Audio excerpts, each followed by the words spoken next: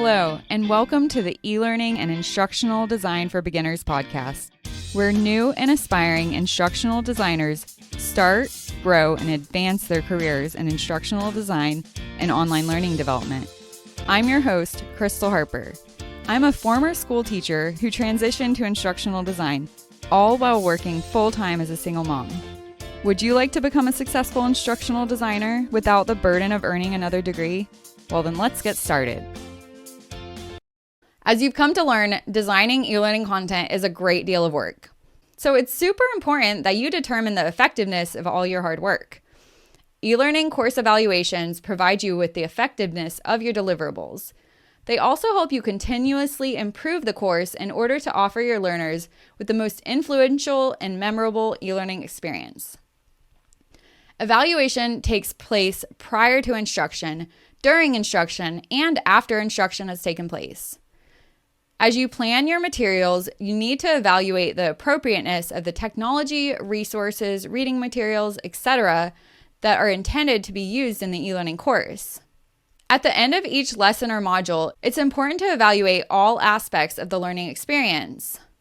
This includes evaluating the learning objectives, the media and materials used, the activities your students engaged in, and the assessment strategies utilized. They need to engage in a reflective evaluation. Now, why are e-learning course evaluations important? The most essential reason that evaluating your content is so important is because it's necessary for you to know if your course is effective. Most specifically, you need to determine if it achieves the course goals and learning objectives.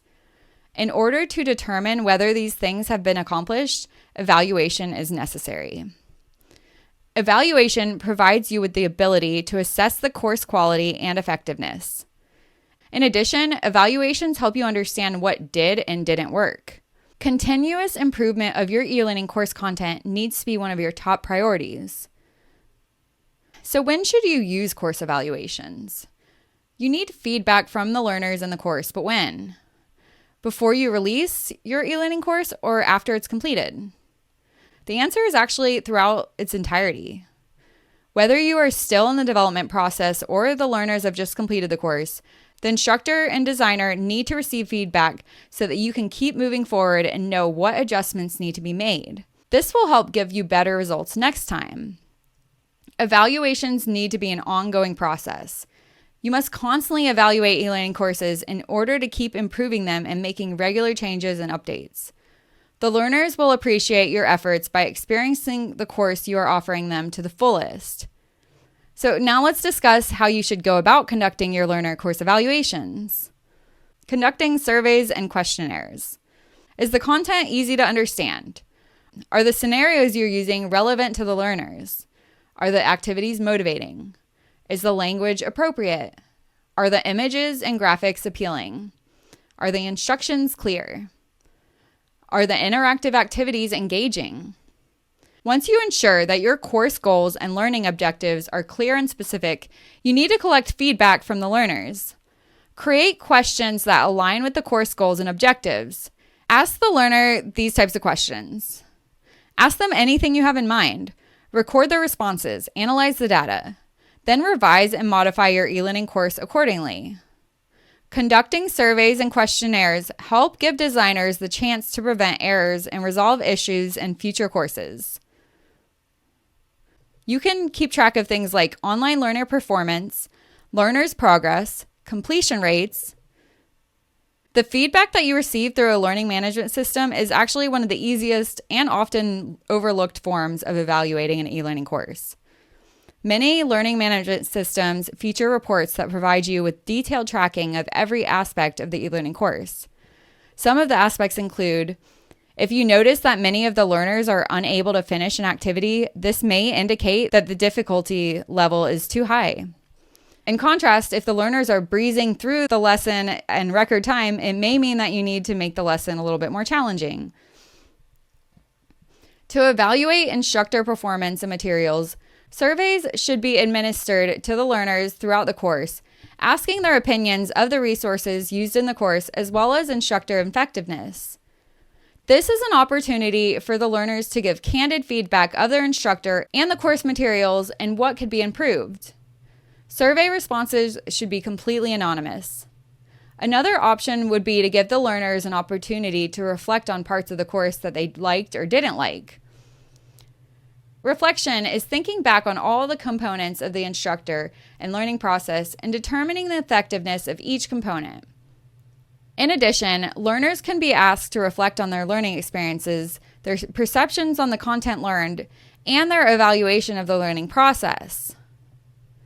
Designers can then take this into consideration as they consider any necessary revisions. You need to ask yourself, did the learners learn what you wanted them to learn? Can the learners demonstrate understanding of the content? Was the chosen technology effective in achieving the learning objectives? Should learning objectives be taught in a different format? Would these learning objectives be better taught with another technology? Can the learners work cooperatively with a partner on this lesson? Would parts of the content be better understood if the learners worked individually? What would you change? What would you keep the same? How will you revise the lesson? How can you make the course or an assignment more engaging? How can you enhance the instructor, learner, or social presence factors in a lesson or the course? How can you enrich the content to offer more than text? How can you provide more options and encourage active learning? How can you draw real-world connections to the lesson and help your learners do the same? When moving from face-to-face to online, what existing activities will work in the context of an online environment and which need to be transformed or replaced? Now I'll discuss how you achieve high response rates from your learners. You need to have your learners complete one evaluation after they complete each module or lesson. Give them ample time to complete the evaluation. Make it available to them as each new module is open. Encourage them to complete the evaluation by discussing its purpose and importance ahead of time. If the learners know that their feedback will be read and that changes may be seriously considered based on their feedback, they will be more likely to complete the evaluation. Share how you have incorporated past feedback into your courses. Provide a small incentive for completing the evaluations. One way of doing this is by making the evaluation an assignment with points attached or giving learners bonus incentives. Ask the learners to provide feedback about their own learning relative to the course's learning outcomes. Here are some strategies to obtain more effective feedback. Clearly state the purpose and importance of the course evaluation at the top of the survey. Meaningful input from the learners is essential for improving your learning materials. Obtaining learner feedback on their learning is important to you. Create questions that are clear and focused in purpose. Guide learners to the specific type of feedback that you're looking for. Learners, like anyone answering questions, tend to provide better feedback to more specific questions. Asking about a specific type of activity or asking students to share the most important point they learned during the instruction may provide more useful feedback. For example, instead of asking, how useful were the instructional materials and activities for this course, focus on a specific material or activity. Avoid leading questions. Yes or no questions can often be leading questions. Instead of asking, did you learn a great amount from this course? A better question would be, to what extent do you feel you mastered the content in this course? Provide space for both closed and open-ended questions.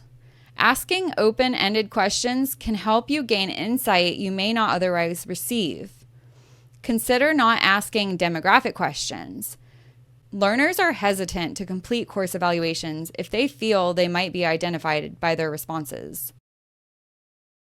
You should continuously evaluate course materials every 3 to 6 months once the course is up and running.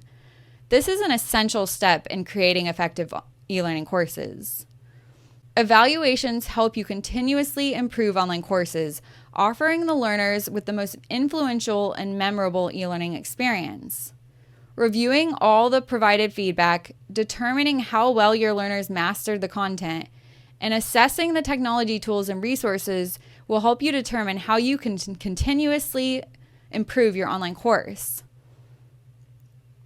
Now, evaluating instructional materials may seem tricky and time-consuming, but it's well worth it in the long run. Applying the suggestions provided in this workshop will definitely make your online course stand out above the rest. Now remember, following these suggestions will not only enhance the effectiveness of an e-learning course, but increase the learner satisfaction. In order to determine whether these things have been accomplished, evaluation is necessary. Evaluation provides you with the ability to assess the course quality and effectiveness. In addition, evaluations help you understand what did and didn't work. Continuous improvement of your e-learning course content needs to be one of your top priorities.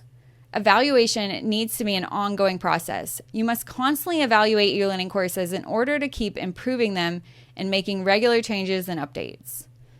The learners will appreciate your efforts by experiencing the course you are offering them to the fullest. Now, if you have any questions at all about evaluating instructional materials, be sure to post it in the comments and get to your answers as soon as I finish telling you about how you can get all the help you need to being successful in instructional design. I'd also like to know from you if you have any other suggestions to add about evaluating instructional materials. What are some of your evaluation tips that you wish you knew a long time ago?